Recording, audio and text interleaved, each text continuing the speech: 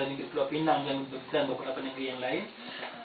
Perkataan lebih kurang sama, tapi adalah beberapa sedikit perbezaan. Cuma saya ambil satu contoh, kalau di negeri Kelantan dia kata, jika majlis atau jemaah ulama berpendapat bahawa kaul yang muktamad dari mazhab Syafi'i boleh membawa kepada yang berlawanan dengan kepentingan awam ataupun maslahah ammah, majlis atau jemaah ulama bolehlah dengan keizinan ke bawah duli yang Maha Mulia Al-Sultan mengikut kaul dan mana-mana mazhab Islam yang muktabar dalam perkara-perkara yang bersangkutan dengan akidah, maka kaul Ahlussunnah wal Jamaah hendaklah diikut. Dia kata boleh. Dia kata untuk keluar daripada mazhab Syafi'i jikalau jemaah ulama atau majlis agama berpendapat bahawa kalau terlalu ketat mengikut mazhab Syafi'i boleh bertentangan dengan kepentingan orang-orang awam, maka boleh keluar daripada mazhab Syafi'i, tapi masih lagi terikat kepada Ahlussunnah wal Jamaah. Maka dia kata peruntukan undang-undang seperti ini, walaupun dari segi wording dia, perkataan dia tidak sama, tapi secara umumnya kita bolehlah kata bahawa peruntukan yang macam ni memang ada pada setiap enactment negeri-negeri. Cuma wording mungkin tak sama. Pulau Pinang pun lain sikit bunyi dia, tapi lebih kurang sama. Maksudnya kalau kita mengikut kaul yang muktamad dalam sesuatu mazhab Syafi'i dan sebagainya, akan menyebabkan berlaku halangan ataupun kesusahan dan sebagainya, maka kita dibenarkan untuk keluar. Kalau di Pulau Pinang dia menyebut 4 mazhab.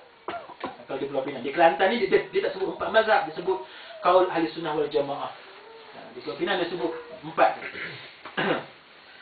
Kemudian tuntutan selepas kematian, saya rasa saya nak ringkas dan saya terus ke kesimpulan. Boleh juga harta pencarian ini dituntut oleh mana-mana pihak selepas kematian. Kalau selama ni, kalau zaman Nabi ataupun zaman para sahabat, kita tak pernah dengar bila satu sahabat ataupun satu tabi'in mati, tiba-tiba isteri dia ataupun waris-waris yang ada tuntut harta pencarian bagi pihak si isteri. Kita tak pernah dengar cerita tu.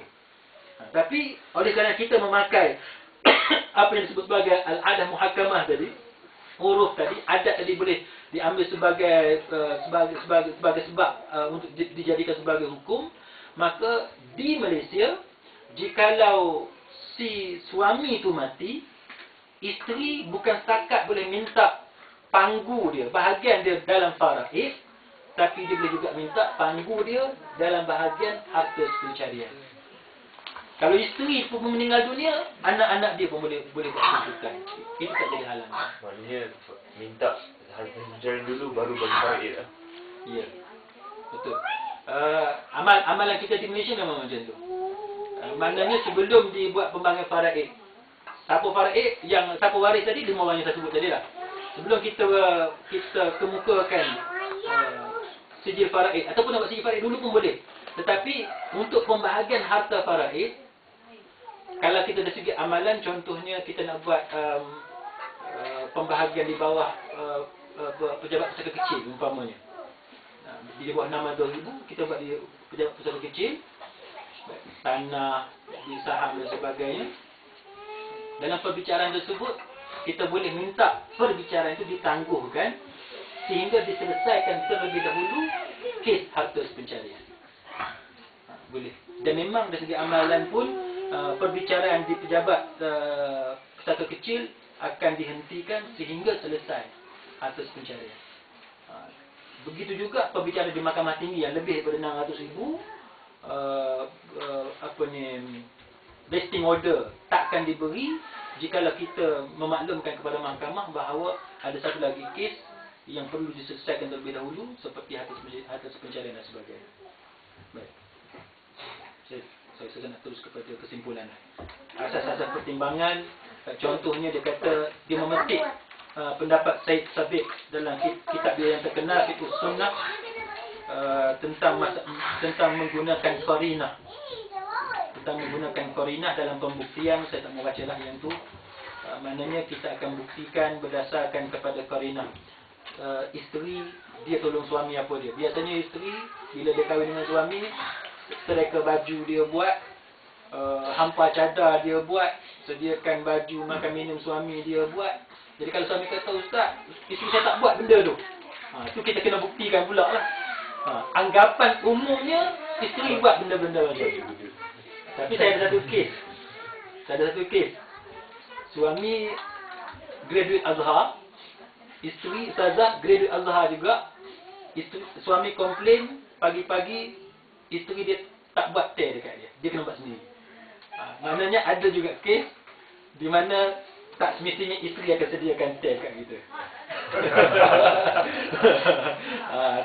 Maknanya siapa yang belum kahwin kena berjaga-jaga. Kena buat perjanjian awal. Siapa akan sediakan teh bagi-bagi ataupun teh tarik. Gila-gila dah. Panjang cerita dia, tak apa saya tu. Kesimpulan dia, maka dia kata bahawa harta pencarian ni satu benda yang penting dan kalau boleh kita buat dengan cara yang adil. Kita jangan buat helak, jangan cuba menipu ataupun berbohong dalam tuntutan harta pencarian. Kemudiannya khidmat isteri tadi dihukum sebagai upah. Kan, upah dia duk sediakan makan minum, upah dia tolong vacuum rumah kita bagi kemas, upah dia tolong jaga anak masa kita keluar pergi kerja. Sedangkan benda tu kita yang kena sediakan. Contoh macam ni. Katalah tuan-tuan kahwin dengan isteri anak orang kaya. Siapa kahwin dengan orang kaya ni susah sikit. Dia dalam Islam, bila kita kahwin dengan anak orang kaya, saya tak tahu lah sebelah sana memang ada orang kaya ke tidak kan. Tapi aturan dia, suami bila dia kahwin dengan satu perempuan, dia tak boleh selepas kahwin tu martabat perempuan tu lebih rendah daripada sebelum dia ambil sebagai isteri. Maksudnya macam ni.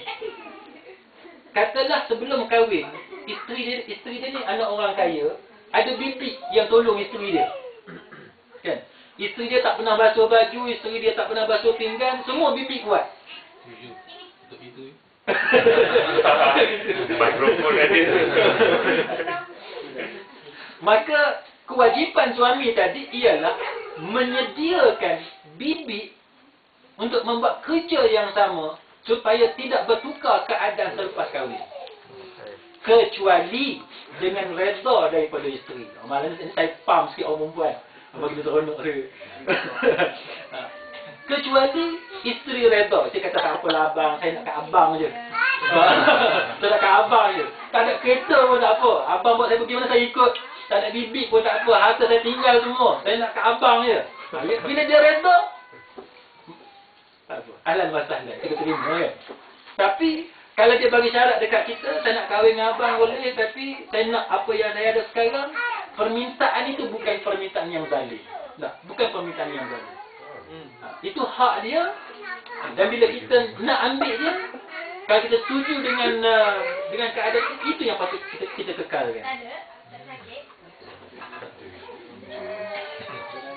Kemudian dia ceritalah tentang peranan, saya tak mahu ulas panjang. Jadi saya rasa setakat itulah kemampuan saya pada malam ni. Cuma akhir kata tuan-tuan sekalian, dia masalah di mahkamah ni satu je, pembuktian. Itu je. Dia semuanya berlega tentang pembuktian. Dan bila kita kahwin, biasanya kita berlebih kurang. Maka tak ada orang simpan resit, tak ada orang simpan bukti. Jadi bila berlaku perceraian, maka timbullah masalah-masalah bukti tadi. Allah, pasal apa aku tak simpan resit? Pasal apa aku tak buat perjanjian? Itulah realiti dia. Wallahu a'lam. Saya buka kepada perbincangan.